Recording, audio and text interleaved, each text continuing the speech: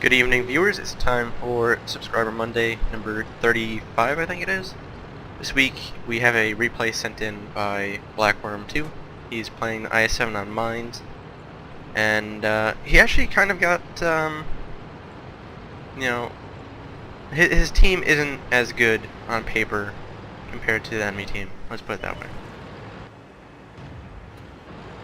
So right away he's going to the hill, and it would appear he's going to that little pocket over there, which is not a bad spot most of the time. However, he takes a hit from a jack-tiger there, for one. And so far there's only 2 scouts going to the hill, and they're both dead. And this IS-7, just want to point out, that snapshot though, that just happened. Alright.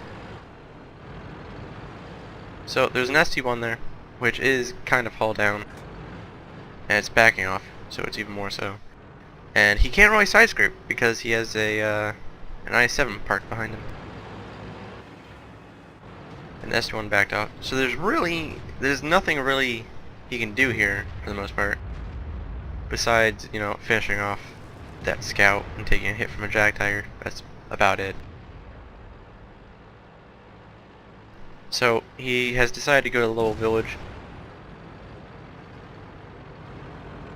and help the Centurion 1 and IS-8 with the Tier 10 heavy tank platoon.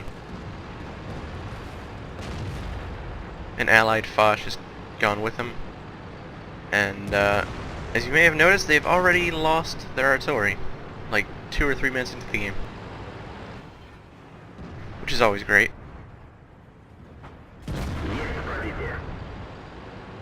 So he puts a shot into the top bar of the U-100, tries to go for it again. However, as you're about to see, it appears to somewhat drop and hit the actual turret and bounce. So they're moving up.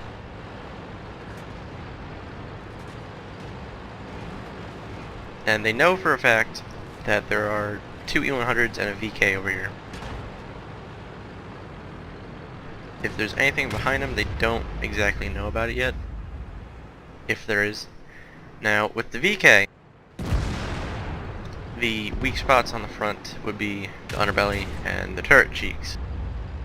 However, the turret cheeks are kind of angled somewhat. So as you're going to see in a moment, if it's turning its turret in a certain way, you can still bounce on it.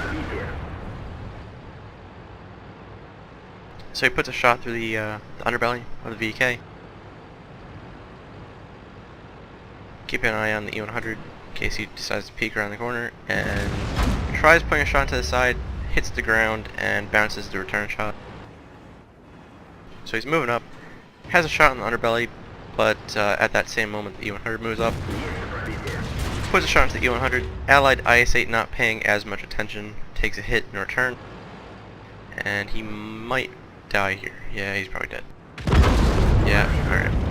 And that sounded like a heat round, which is kind of a waste this early into the game, really, especially on IS-8. Now, I'm not sure there, but I think Blackworm may have thought he was somewhat hull down, so he took a hit in return there. The Foch knocks out the E-100, and the game is tied at 7-7.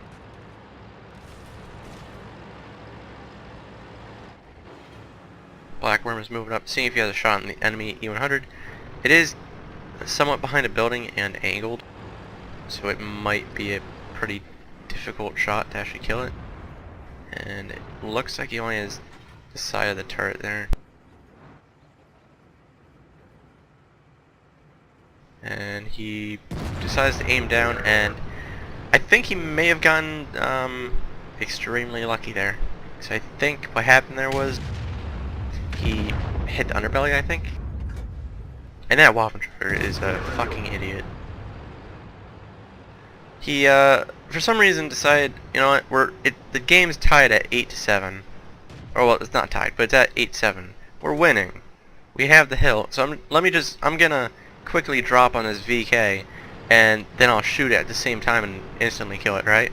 Except he failed to do both, because, you know, why not? So he's dead. As you're gonna see, following the bounce from the side of the turret cheek, he decides to go for the cupola on top. However, the Waffentrager, his gun takes the hit, so it didn't actually do anything. Aiming for the cheek again, trying to go for the cupola, but he VK backs off and he fires too late. Comet and IS-8 decide to drop as well for some reason only known to them. Comet is now dead to the Waffentrager, who was camping, and IS-8 has pinned himself into a corner. But it gets better. It does indeed get better. So Blackworm has done 2,000 damage. They're losing the game right now, 8-9. The people jumping off the hill probably doesn't help at all.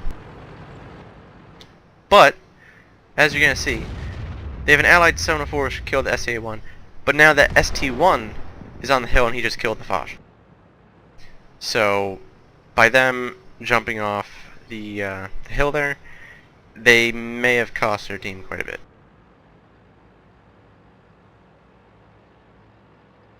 So the 704 is going up to the hill. Blackworm had a moment of indecision whether or not to help the IS-8 or help the 704 from the looks of it. 704 takes a hit from the ST-1, and the ST-1 is behind a rock there, so it might be a difficult shot really.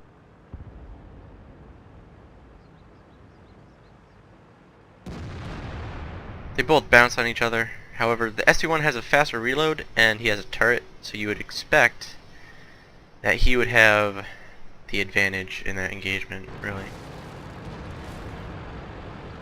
So the IS-8 managed to get away, and he decided to taunt the Waffentrager at the same time, and the Waffentrager, for some reason, decided to tell him to shut up and die, or rather, in his language, shut up and dead, apparently. So the 704 has managed to kill the ST-1, and they're now getting to the hill. They have an RHM which has decided to push up to face a E-75 for some reason. I don't really know why. And he's dead. And this 704 might be the luckiest 704 I've ever seen. You'll see why I'm saying that in a minute. So Blackworm is moving up to the bushes here, seeing if he can spot anything.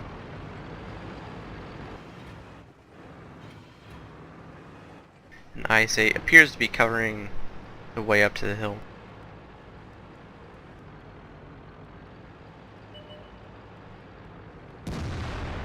And suddenly there's a Jagdtiger. So they kind of have to deal with that. So Blackworm is going over to help the IS-8.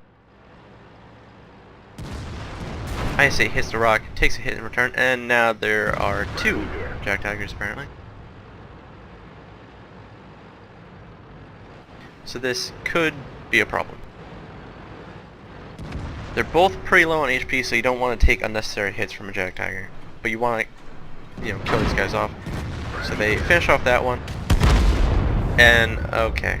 Now, things have just gotten even worse. The VK has appeared, and he's on the other side of the hill. So Blackworm is kind of forced to back up at this point.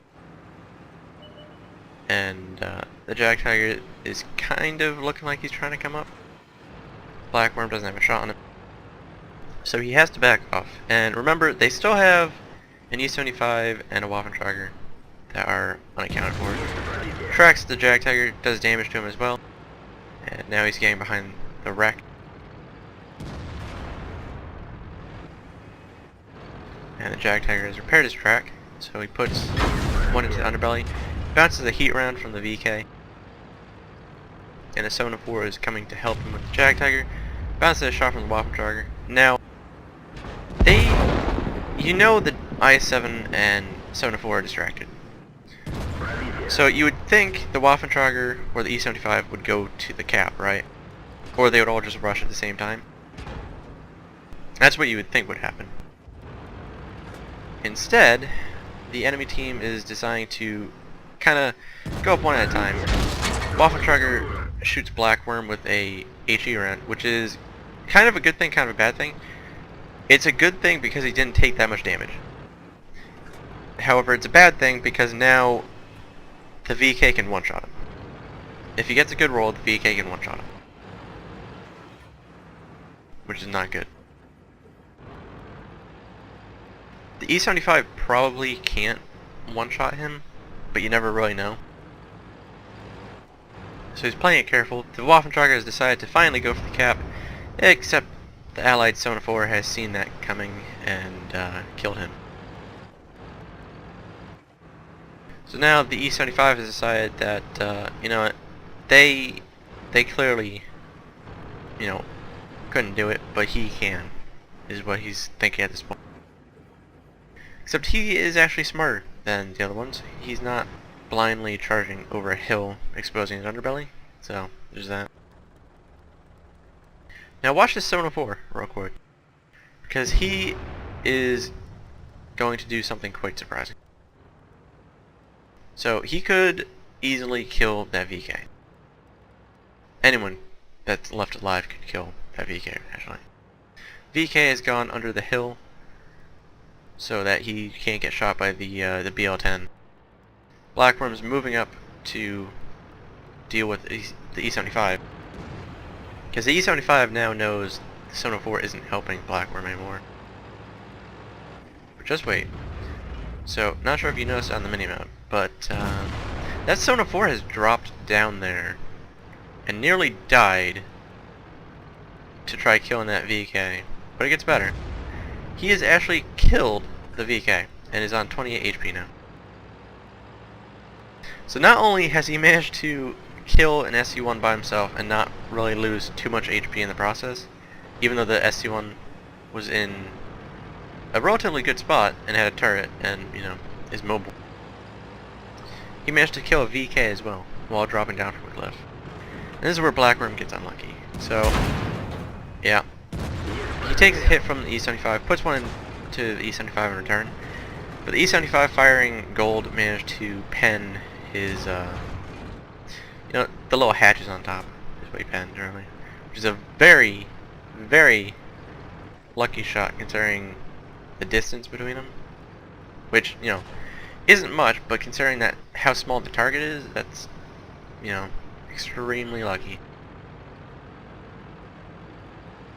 So Blackworm has decided to go around over there and to those bushes and drop behind the E-75. However, he gets unlucky in the fact that the E-75 has proxy spotted him, and he hasn't spotted the E-75 in return. So no one knows what the E-75 is doing right now, but he spotted Blackworm, so he might be reacting to where Blackworm's going and aiming for him. You would think.